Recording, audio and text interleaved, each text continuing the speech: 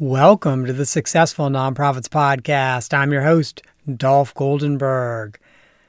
Listeners, we have a really great conversation coming up today with Spencer Pollock.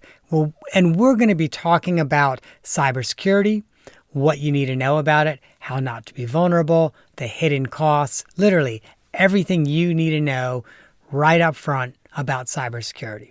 Before we talk about that, though, I just have to reflect. It is March, and many boards are starting to scratch their heads and say, should we be having some type of a board retreat in the spring or the early summer?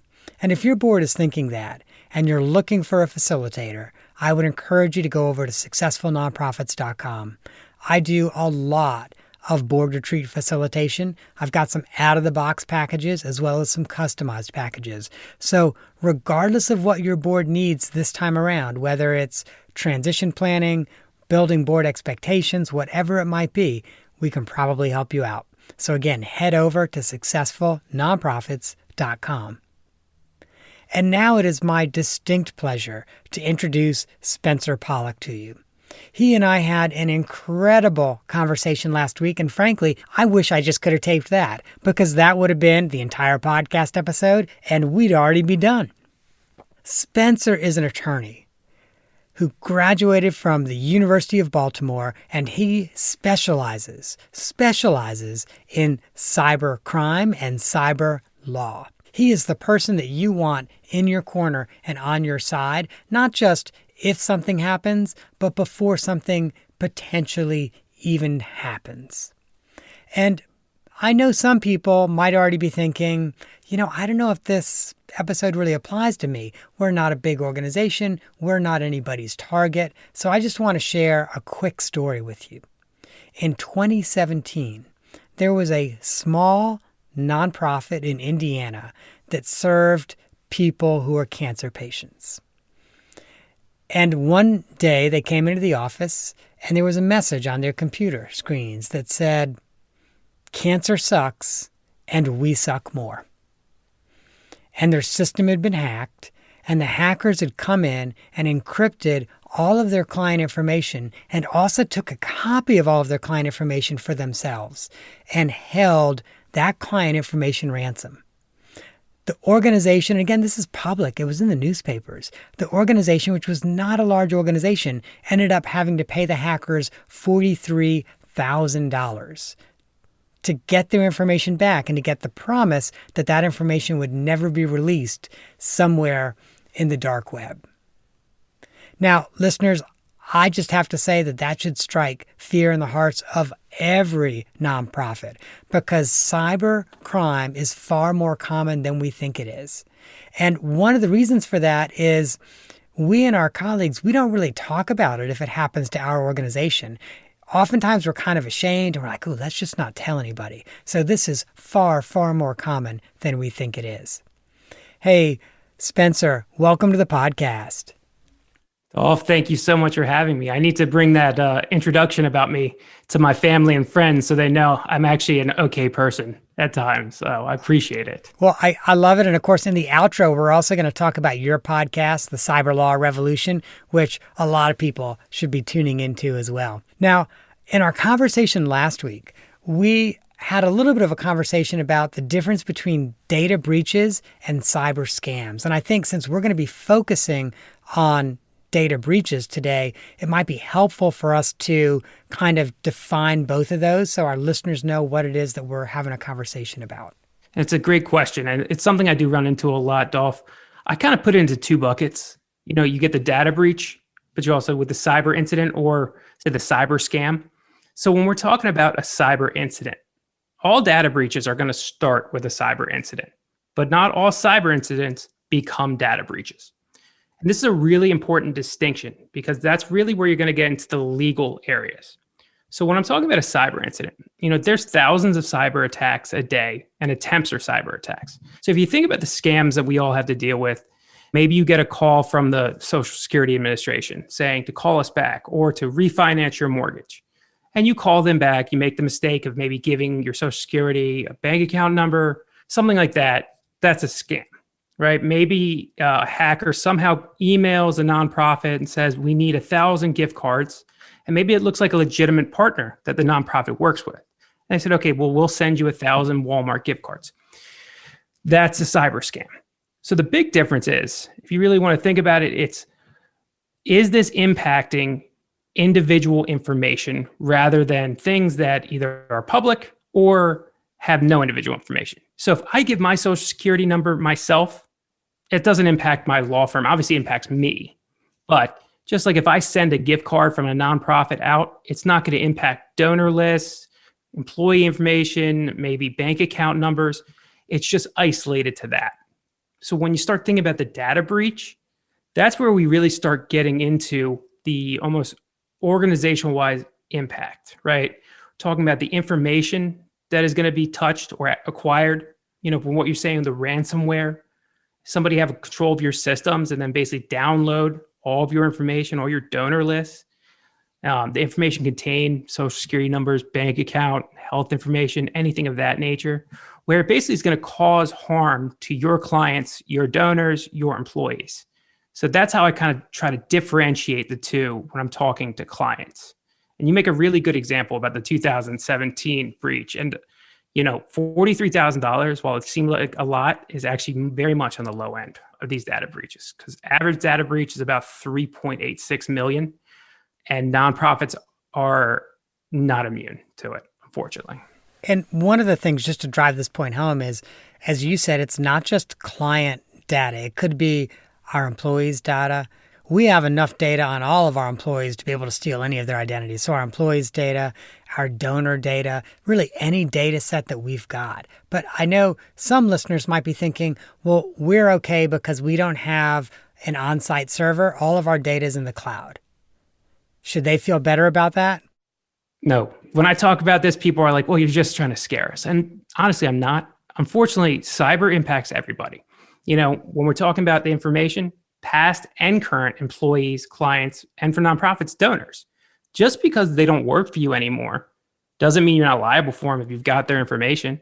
Maybe you've got it from 10 years ago. Same with donor lists. In terms of the anonymous donors from the past, do you really want their name getting out, even though they haven't donated for maybe a year or two? In terms of the cloud-based versus local, we've become such a decentralized society, right? Before it was very much centralized, i.e. everything is in the back office. We control the port of access to basically one thing, right? Because we're going to do all payroll here. We're going to take all data, which was very secure, right? Because you have to imagine, if I've got a house with one door, I can really make that door secure. If I got a house with 50 doors, well, I'm a lot more wealthy than I am right now, but I'm also a lot more vulnerable. So now organizations, nonprofits included, have farmed information data out, right? So while they don't have it on their servers, they've enlisted, say, an IT firm, a website hosting to take it. And then they think, well, I'm not liable for these vendors who have my information, right? They're hosting it. They're liable. Well, no. Under the law, you're liable, right? But beyond the legal, so the law says you're going to be liable if there's a data breach. You have to have contractual obligations with them. But let's look beyond that. Right? Let's just say there wasn't a legal obligation. What are you going to say to your donors if you're using Spencer's, IT service and I get hacked, right? The donor list goes out and all your donors' names are now out and they were anonymous. You're going to go to your donors and say, so, no, not my fault. It was Spencer. Spencer did it. They don't know who Spencer is. They've never worked with Spencer. They didn't donate to Spencer. They didn't trust Spencer. They only care that they gave it to you. Right? So it is a false sense of security. And I see this with a lot of nonprofits, unfortunately. And nonprofits, two sense of false sense of security. One, that they have outsourced it, so they're not responsible. And then two, that they're doing good, so they're not going to get hit. Unfortunately, hackers don't care. They love low-hanging fruit. Nonprofits are low-hanging fruit because of how vulnerable they are and the information that can be used against them to leverage them. So hold on. So let's talk about that. Why are so many nonprofits vulnerable fruit? What are they doing, or what's causing that? So if you think about it, a lot of nonprofits, they're there to help society. The whole fundamentals of a nonprofit is to profit others rather than themselves. I'm sure that's not the exact definition, but they're for the public good. So I truly believe there's a belief within nonprofits that since they are not for profit, hackers won't see them as a juicy target. So then what happens after that is they're not putting a lot of resources to cybersecurity infrastructure, to policies, to being compliant, for that belief, but also the financial constraints. Cyber is very interesting to me for many reasons. One is it doesn't discriminate and it applies to all of us. It's not just healthcare. It's not just finance. They don't care where you live. They don't care about your political affiliations. They care about you have information. Information becomes currency. Currency becomes money. So they look at nonprofits as this is easy. They don't have these firewalls. They don't have the policies. They haven't trained their employees. They've got their guard down. So we're going to be able to launch less sophisticated attacks, take over their systems, put them over a barrel, and get as much money as we can from them. And it's a sad state of the world, but unfortunately, it's the adversary we're facing is very sophisticated and very much dedicated to their craft. And so when you're saying the hackers think to themselves, we're going to get as much money as we can, how much money are we talking? So an average data breach costs about $3.86 million globally. In America, it's $8.1 million. Basically, if you look at the breakdown of costs, and I know probably some people are like, well, that's really high. Okay, well, let's go to the lower end. Can a nonprofit organization afford $500,000 in costs after a data breach? Because let me tell you, the data breach I've worked on, legal costs, tens of thousands, forensics, 100,000, public relations, think about your brand, think about sending these notifications out to people that are impacted and how much it costs per person to send a notification, credit monitoring. So it's not just one little cost, right? It all adds up. So when I talk to organizations, they're like, well, I'm not the 3.86 million. I'm not the 8.1 million. Great. I don't want you to be, but you're going to be in the six figures, i.e. the hundreds of thousands of dollars. If you don't have the proper procedures, protocols, policies in place, if you don't have the right insurance, if you don't have the legal, the forensic expertise, you're looking to basically taking it on the chin when it comes to the financial. But once again, it's nonprofits, it's reputational to me. The reputation of nonprofits, the ones I've advised, it's so important to me to get that message across. Your name and the trust that you have in a community is everything. And when you lose that by not taking cost-effective, easy measures to better protect yourself and the information, you can't turn around and tell your donors and employees, well, we did everything that we could within our means. So I've got to ask you, when you're working with nonprofits and they have a data breach, what do they need to be doing? How do they need to be handling it? So I look at it's like a two-track kind of process. Those who have insurance and those who don't have insurance. So those who don't have insurance, a lot of this needs to be done before a data breach happens, right? Because if you're doing it on the fly, you're going to make mistakes. Because when a data breach happens, it's not a usual, say, car accident or, maybe a construction defect, something like that you have a lot of time to prepare for. Or even, let's say it's a hurricane. You've got a couple of weeks. This is a tornado and there's no alarm. And if you're not ready for it, if you don't have a plan, it exacerbates everything. So to give you kind of an example, in terms of average costs, organizations, nonprofits included, that have a data breach plan, people in place that are accountable for it and test it, save on average 1.2 million per data breach. So you can scale that up or down, regardless of where you think you fall in the average scale. So before data breach, nonprofits really need to look at themselves and say, one, do we have internal legal? If we don't, we need to get external legal. The other part is with forensics, you have to be careful. If you have your own cyber company externally that's already working for you, if you're going to try to use them after a data breach, you're running into legal complications. And there's a whole legal problem behind this, but it's basically you need external counsel to retain people on your behalf. So to start, nonprofits should, one, look at what kind of information they're taking in. Do they have credit card numbers? Do they have social security numbers? At a bare minimum, we've got donor lists. So then they need to start developing these policies and procedures. It's incorporating legal and forensics together at that point. So then when a data breach happens, they know the first call that they need to make is to their attorney, because the attorney is basically a coach at that point. So when I come in, I'm basically going to quarterback everything to start. I'm going to go retain Dolph's cyber forensic company on my client's behalf. Because at that point, everything we're doing is going to be protected under attorney work product. Granted, there's always exceptions. I'm going to be bringing in the data mining company if it comes to that, making sure the ransom is taken care of if we're going to go down that route. So it's getting counsel in immediately who then can get you to the right people, because cyber is specialized with this. And if you just call a random person, whether it be forensics, whether it be law, it's not going to go as well as it should. Now, those who have insurance, call your carrier immediately.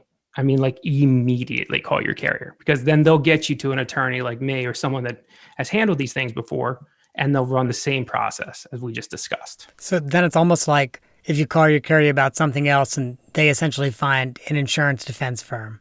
Yes. It's basically they have a list of preferred providers who they've vetted. So we're on, I don't know, I think 10 different carrier panels where, like, if you have HSB insurance and something happened, you'd call and HSB would call us and say, this is going on, we need you to get involved. So they've vetted different attorneys. When it comes to cyber law and cybersecurity, you need people that are really focused on this because of how fast the ball is moving. This is not like other law. It's not like contract law that's been the same for 200 years. Literally it changes every 6 months. You need forensic people who are keeping up with it because the hackers are moving faster than we keep up with.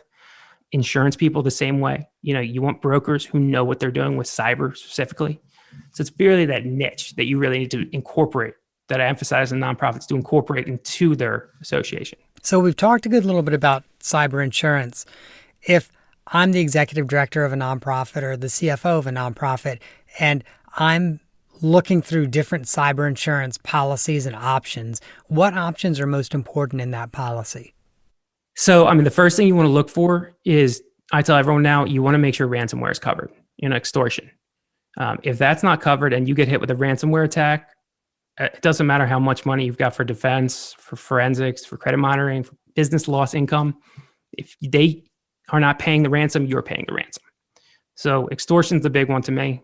Then it's the post-breach costs, the legal costs, the forensic costs, the notification, right? Make sure that those limits are high because, in terms of how much things cost, the forensics cost the most in this. They really do, because it's such a specialized thing. But you're talking $100,000, $150,000, $200,000.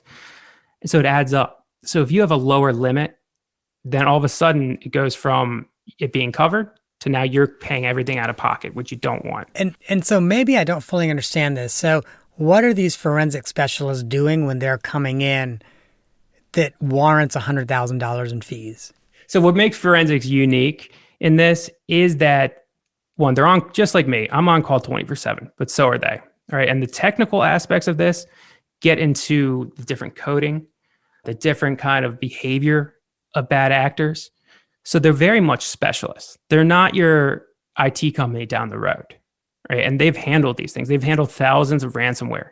They literally have playbooks about everybody, every different hacking organization that is known.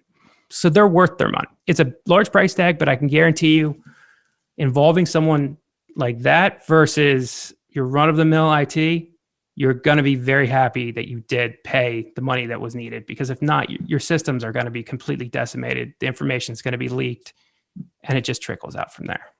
Makes sense. So make sure your insurance covers ransom. Make sure that your insurance covers all those post-breach activities. What else should you be looking at to make sure your insurance covers? For nonprofits, reputational damage. Because once again, I feel like reputational damage is a very big thing. So we're talking about PR, public relations. While you don't think it's going to be an issue, it does become a big issue. So you want to make sure that that's covered under there. Business loss income is probably not that important for nonprofits based on, the income they have coming in.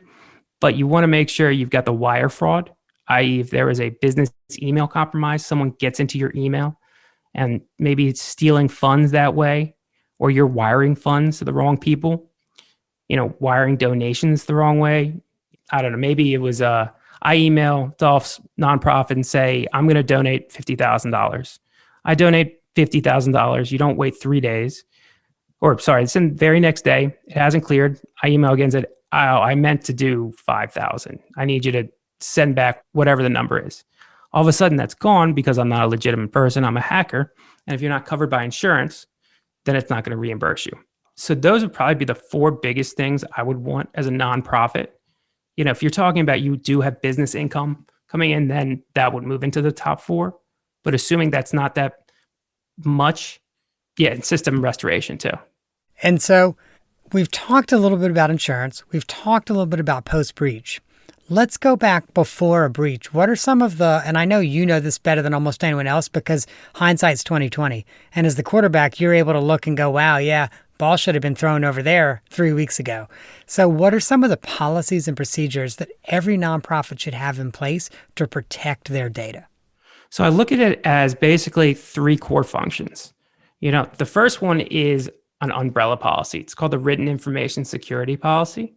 That's basically going to outline everything that you're going to do to protect your data. And let me say, actually, from the onset, to have these policies, procedures, it's frustrating to do it. It's annoying. It's not practical. I get it. But you're changing your culture. If you change your culture and you spend the time to change your culture, the benefits are exponential. So you have the Written Information Security Policy. That's your umbrella. That's basically going to say who's accountable, what you're doing to protect it, how you're protecting it, what laws you're complying with, how many times you're going to review it. And then it's going to outline the different policies within that. The second part would be the incident response plan. That's basically, it's folded within the Written Information Security Policy. As I said before, people who have that plan, have accountability, and test it for data breaches save $1.2 million. And I know, so like when I'm talking about this, clients kind of look at me like I've got 15 heads. I just want you to think about it as writing down, who do I need to call if a data breach happens? How do I know it's a data breach? What do I have in place to kind of prevent it? Who is accountable? Who do I need to involve within the organization? So taking out all the fancy terms, incident response plan, it's almost like just, even if you don't want to involve a lawyer or you don't involve tech at this point, just writing out, okay, if this happens, what will I do with X, Y, and Z? The next one is vendor management, talking about your external vendors, people that, pay credit card transactions, banks, CRMs. The Blackbaud incident recently, that's really like kind of shaking the core of nonprofits because with Blackbaud, just a quick backdrop, back in May, they were held hostage for ransomware. They paid it, but they didn't come out and tell everybody until July. They came out in July and they said, look, we paid it, but that's because we knew that your information wasn't going to get leaked. Well, come to find out, it looks like information has been leaked. It looks like there's a class action lawsuit against them. So the question then is, how are we vetting our vendors, right? We've already talked about the legal responsibility about that, but pre-breach stuff, it's going in to figure out what our vendors are doing, right? So when you have a nonprofit, I understand Blackbaud's huge, right? They're very reputable, but it's the baseline knowledge of seeing what they're doing with their data. I'm sure they've got the terms and use of conditions that are going to explain exactly how they're going to protect your data. But maybe you're not using a Blackbaud, maybe you have a smaller one. So then it's going in and doing fundamental due diligence, saying, all right, have you had prior data breaches? Do you have insurance? Do you have policies, protocols, procedures?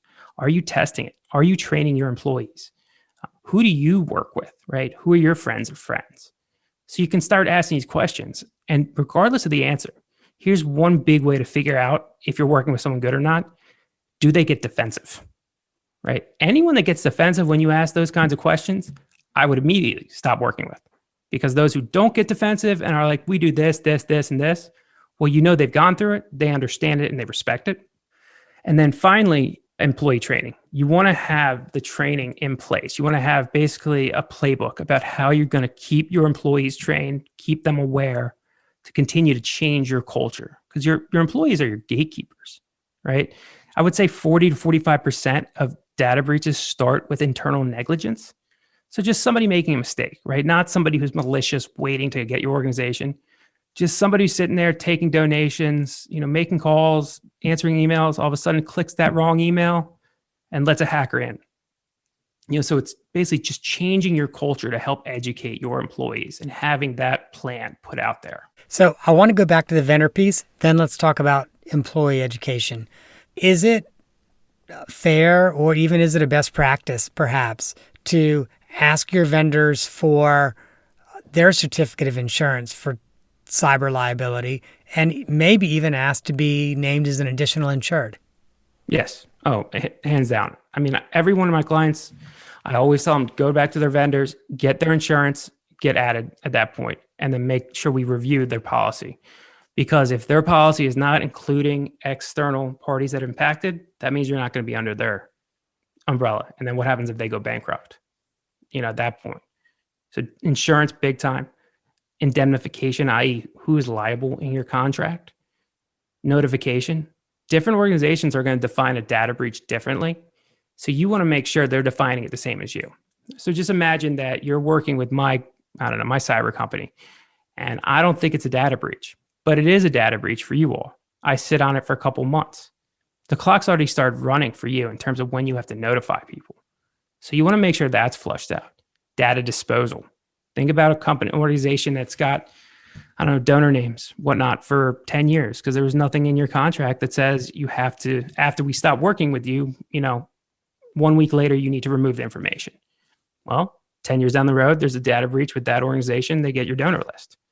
So insurance, notification, indemnification, and data disposal, I think, are the big ones. So if you're a nonprofit that already has a cyber liability policy, can you ask your insurance company to help you with some of these things? You can. I don't think a lot of them won't. There are some that are kind of more cutting edge that are getting out in front of this because they're starting to see, 60% of data breaches start with a vendor.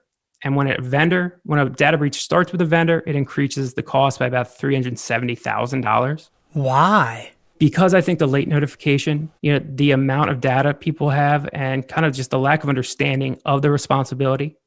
So I think the longer you take to notify, and then the more people, and then the government gets involved, and it just keeps increasing at that point.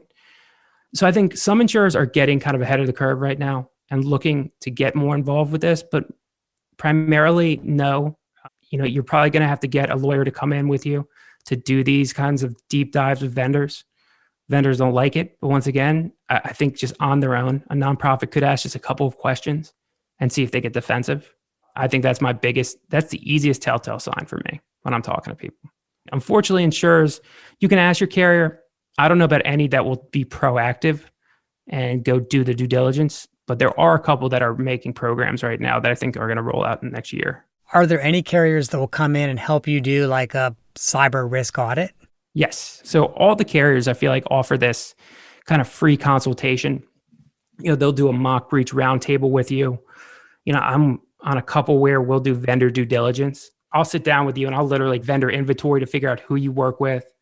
We figure out where your pain points are. If there was a breach, who could cause those problems? We talk about what we just discussed, easy ways to due diligence, contractual provisions. So I think Zagora offers that right now with my firm. Every carrier offers the pre-breach, like mock breach exercises. Other things you should ask about, though, are policy review. I think being able to have somebody who knows what they're looking at come in for free, especially if it's under your policy, and to review your policies and help you develop them more is very much critical and crucial. I know a lot of the carriers have these, but most people don't utilize them. I don't know. It's just, I get people look at it like, we don't need to do it. We have insurance. It's fine. They'll cover everything rather than the preventative aspect. So I know the carriers want people to use them, but it's a frustration trying to get people to use them. So should nonprofits be at all concerned that if they have their insurance carrier do a mock audit or even review policies, that the carrier may go, oh, wow, this nonprofit has more risk than we thought, and we're going to increase their rate or cancel their policy if they don't make these changes? I mean, that would be a pretty sneaky thing to do. I would about the carriers. I see what you're saying with that. I can't speak to every carrier. The ones that I work with, no, they would not do that. They look at it as to reduce risk for them and the client, right? Because when they come in, the whole purpose is we want you to have better policies. We want you to have better procedures, protocols. Now, look, this is not across the board. Some might do it. I could imagine some doing it, but I don't know of any that do it. But the whole purpose is they want their insureds to have the better program, better protocols, policies, because the more that they have awareness about how to deal with a breach, the lower the cost is going to be at the end for everybody. Got it. So if we can shift and just talk for a few minutes about employees. I know you mentioned that about 40% of breaches happen because an employee clicks on a link or in some way weakens their protocols and their systems. What are some important trainings and policies for staff? So I look at it as almost dual track. There's the formal and the informal. It needs to start with the policy though, right? And you need to be incorporating HR. If you don't have HR, that's okay, but you definitely have some sort of employee manual. I mean, I know the smallest nonprofits to the largest, they have this sort of manual. So you need to start incorporating more specifically what you're going to do with your employees and how you're going to enforce it. The whole point of having these policies, right, is to change the culture. But to do that, unfortunately, you have to have consequences. Consequences don't have to mean you're getting fired, but they have to mean, okay, I clicked on the wrong link. It then buzzed my IT people. I need to go have a conversation with employee X, say, all right, this is what happened. Let's not do this. To me, that's a consequence, right? Rather than we don't care.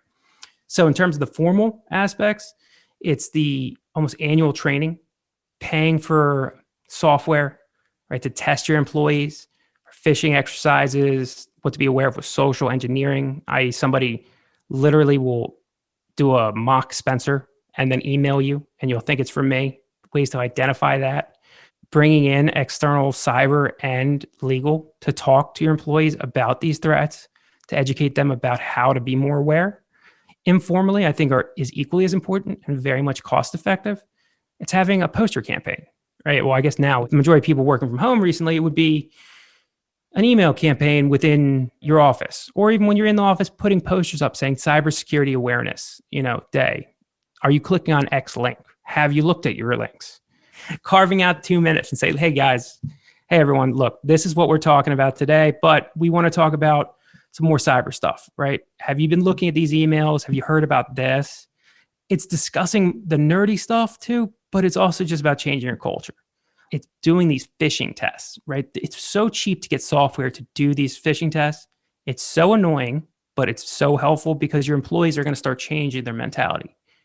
It's about the conversation you're having with your employees. Because once again, it's all about changing your culture. The more you change your culture, the more repetition you have in this, the more likely an employee is not going to click on a link, who then is going to let in a hacker to your system. Got it. And so it sounds like in changing the culture, it's really changing it around email and the websites that people are using and going to. Yes. And one easy thing that none of us like doing anymore, we all hate the phone now, right? We all despise using the phone. We just do.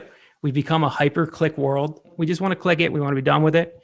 So it's about picking up the phone. When you get that email saying, send me 1,000 gift cards. Well, let me call John. John, did you really want this? And be like, wait, I didn't send that. It's about calling to be like, I don't know who you are. Can I have your number so I can confirm your identity? And, at that point, hopefully they give you a number. It's taking that extra second to take that deep breath, right? Emails are very much a point of vulnerability, but it's really, hackers are very clever, right? They're very sophisticated. The reason why they do so well is because they have the time, to stay ahead of us. But just taking a deep breath, they want you to move fast, right? They're banking on you doing 100 things at once and making that one click within that 100 things, you click on one thing by accident. But you take a deep breath before you do it, that's going to help. And as you said, I think to a great extent, the hackers are looking for the low-hanging fruit. So if it's slightly difficult, they're more likely to just move on to another target. So a lot of it is also, I would imagine, just things like passwords and, don't use similar passwords or even the same password for every single cloud-based system you've got. Yeah. You want the password policy in terms of, and that's cost effective. That doesn't cost any money to basically tell your organization you need to change your password once a month. And the password better not be password, or better not be organization's name plus 2020. You need to make it complex. If you want to spend a little money, get Keeper Vault, one of the password managers. I can't say enough about that because that makes life so much easier, because then you only need to remember one password. That's your master password. Don't lose that though. But yeah, so doing that, it's basically going to make life a lot more secure than those who have no policy when it comes to, say, passwords. If you want to spend more money, talk about multi-factor authentication, where it's like 2 things to authenticate before you can get in. Imagine when you log into your iTunes, your Apple from a different computer, they'll send you a text. Similar things. That costs a little bit more money, But once again, if you just get to the nitty gritty of the password policy, I think that's very important. I have to share with you, a few years ago, I was doing an interim chief executive engagement, and the organization had really bad password hygiene, really bad password hygiene. And so we implemented a password vault like LastPass or something like that. And one of the things that I love about it is it enables an audit on the individual level in terms of password security. And so kind of what we created as our policy was everybody's password security when we audited had to be 95% or higher, which means like no repeated passwords, no really simple passwords. So literally and so we would just share with people that report, and we'd say, well, you can go through and figure out what you've got to change, but you've got to get to 95% or higher. Yeah, exactly. And the password managers make it so easy because with the Keeper Vault, at least the one I use, I just hit it's a little dice and they'll get a 16-character password, which it's going to take I don't know, I think a million years to break, as long as they're just trying to do their algorithms.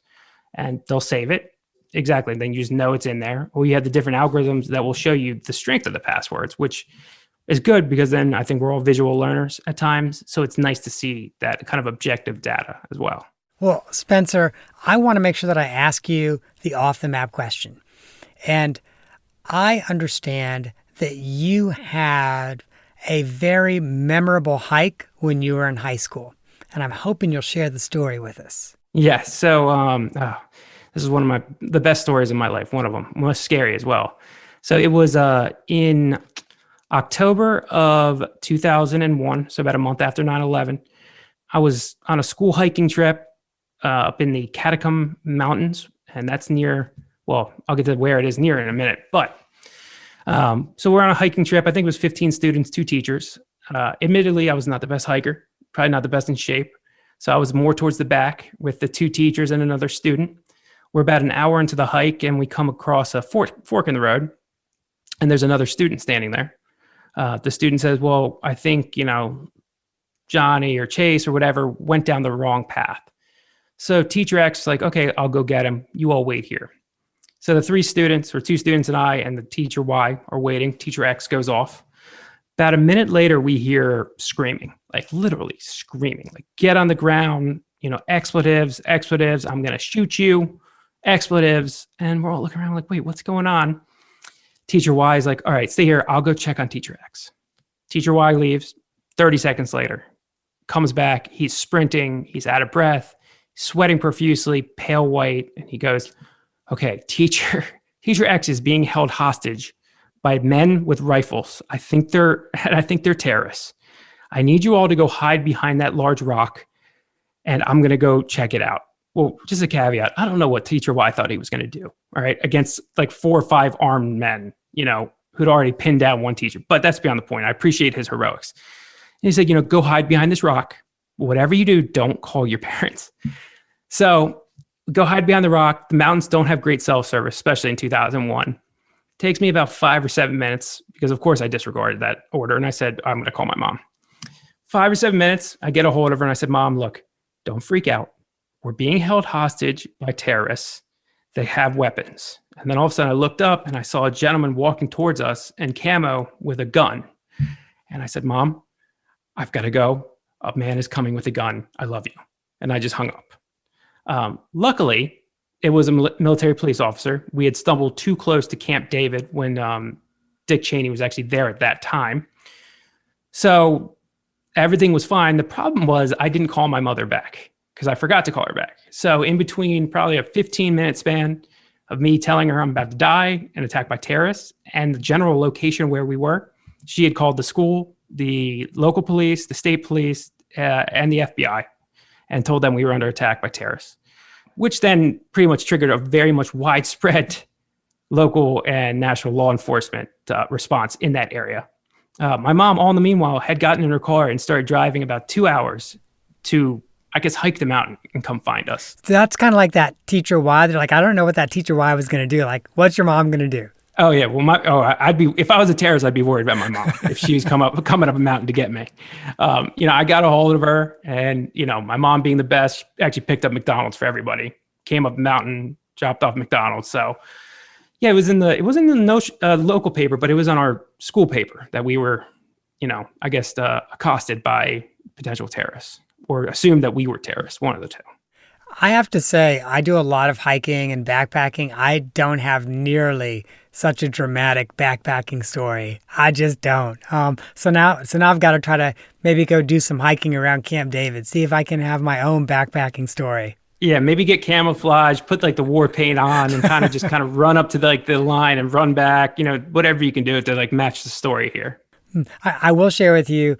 We took one of my best friends, her two kids. We took them on a backpack trip, just an overnight backpack trip, and their youngest child literally fell off a cliff, and he did it right in front of me, and all day long, I kept saying to him, and again, like I get it, he's got gear that's his size, but he's probably got 25 pounds on his back or 20 pounds on his back or whatever.